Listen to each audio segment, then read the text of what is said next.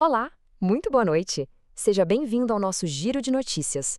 Hoje, a gente vai mergulhar fundo para entender como as grandes pressões da economia global, junto com os avanços tecnológicos que não param, estão de fato desenhando o futuro do Brasil.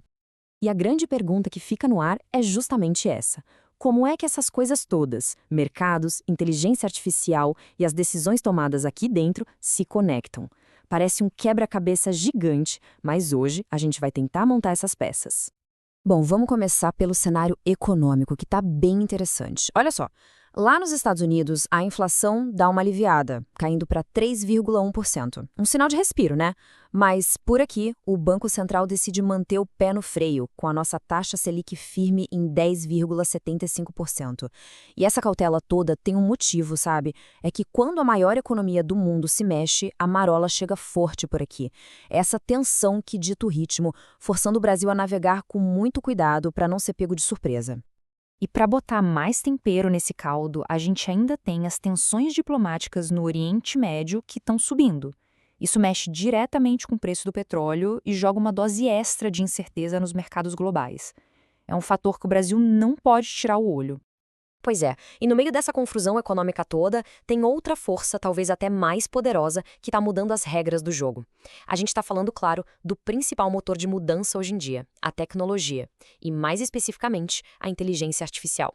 E a velocidade disso é impressionante. A Apple, por exemplo, acabou de anunciar o chip M5, com um salto de 30% no desempenho gráfico. E olha, isso não é só sobre ter um computador mais rápido, não. É sobre abrir portas para ferramentas de criação e de análise que a gente nem imaginava. E aí, do outro lado, no mundo do software, a OpenAI já vem com o GPT-5. O grande pulo do gato aqui é a tal da compreensão multimodal, pensada para as empresas. Na prática, isso significa automação e análise de dados num nível completamente novo. E para fechar esse trio de gigantes, o Google está colocando a sua inteligência artificial, a Gemini, direto nas ferramentas que a gente já usa no dia a dia, como Docs e planilhas. De repente, uma análise de dados super complexa vira algo quase instantâneo para qualquer um. E se alguém ainda duvida do tamanho disso tudo, segura esse número. O mercado de IA generativa deve movimentar sozinho 77 bilhões de dólares já em 2025. Isso deixa bem claro que a revolução da IA não é mais uma promessa para o futuro, é uma realidade econômica gigantesca acontecendo agora. Então, a gente chega na pergunta de US$ 1 milhão. Com essa pressão econômica vindo de fora e essa aceleração tecnológica maluca, como é que o Brasil está se virando? Vamos dar uma olhada em como o país está se posicionando nessa verdadeira encruzilhada. E quando a gente olha para o mercado brasileiro, as reações são bem diferentes. A Petrobras, por exemplo, um monstro do petróleo, está se mexendo para investir pesado em energia renovável. Já no varejo, Renner e Dafiti se juntam para criar uma potência no e-commerce. Agora, do outro lado da moeda, o Carrefour sente o baque, com as vendas caindo por causa da inflação que aperta o bolso do consumidor. O que isso mostra? Que em tempos assim, ou as empresas se adaptam e se reinventam, ou infelizmente acabam sofrendo as consequências. E não são só as empresas que estão correndo atrás, não. O governo também está se movimentando. A regulamentação da inteligência artificial está andando lá no Senado e o foco é em transparência e responsabilidade. É uma tentativa clara de encontrar um equilíbrio entre incentivar a inovação e garantir que ela seja usada do jeito certo. Agora, vamos mudar um pouco o foco e falar de uma das maiores apostas estratégicas do Brasil para o futuro, a tal da economia verde, onde o país quer ser protagonista.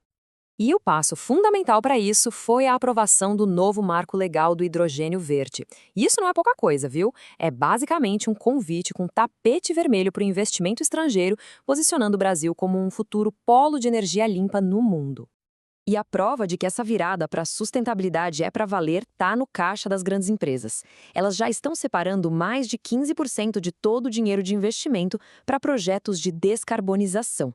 Ou seja, sustentabilidade deixou de ser só um discurso bonito e virou estratégia de negócio, empurrada tanto pelas novas leis quanto pela pressão do mercado global. E o resultado prático dessa aposta toda? Bom, ele já está aparecendo. E com força. Um crescimento, olha só, de 27% nas exportações de energia renovável do Brasil, previsto para 2025. Esse número é prova de que a estratégia está dando certo. E esse gráfico aqui ajuda a gente a ter uma ideia do tamanho desse salto. Um aumento de 27% não apenas coloca o Brasil no mapa, mas consolida o país como um verdadeiro líder na transição energética aqui na América Latina. Bom, depois de tantos números e tanta tecnologia, a gente queria terminar com uma reflexão um pouco diferente, conectando toda essa transformação com o que realmente importa, o fator humano, a nossa criatividade. E por uma feliz coincidência, hoje é o dia de Ada Lovelace. Para quem não sabe, ela é considerada a primeira programadora da história, muito antes de existirem os computadores que a gente conhece. É um ótimo lembrete de que por trás de cada chip M5, de cada GPT, existe um legado de visão e de genialidade humana. E isso nos traz a nossa pergunta final. Com a tecnologia redesenhando o nosso mundo, a questão principal não é só o que ela pode fazer, mas o que nós vamos escolher fazer com ela. Afinal, qual visão humana vai guiar esse futuro que a gente está construindo agora mesmo? Uma boa reflexão para encerrar a noite. A gente fica por aqui, uma ótima noite e até a próxima.